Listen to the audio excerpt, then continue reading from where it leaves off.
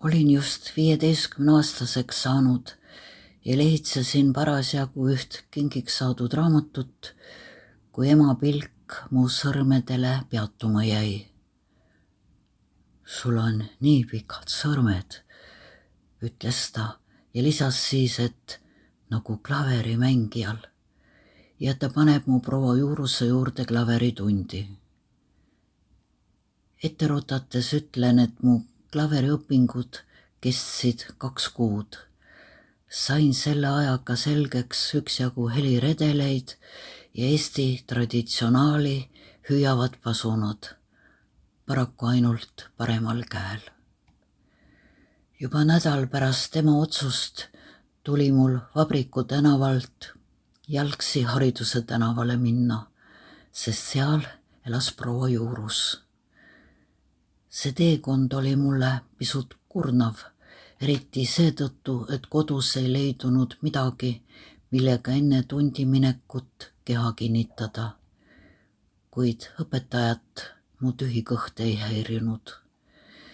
Ema oli talle minu õpetamise eest lubanud tasuda õmblustöödega, mida nagu varsti selgus, oli kenake hulk.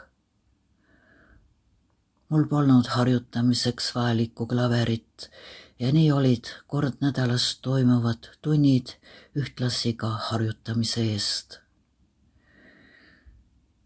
Kui ema 2 kuuga oma õmblemisega ühele poole sai, tuli ta minuga tundi kaasa, et paar pluusi, kleidid ja seelikud õpetajale üle anda, kes peale nende põhjalikku ülevaatust lahkelt mu emale naeratas.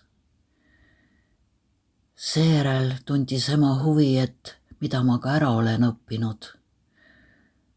Hakkasin mängima oma ainukest lugu.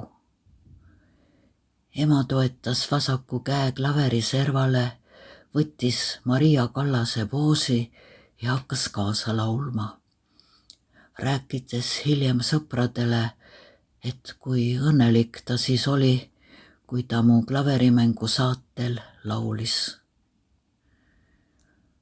Lahkumisel ütles proua Juurus meile ust avades, et õmblustöid tal ema jaoks enam pole.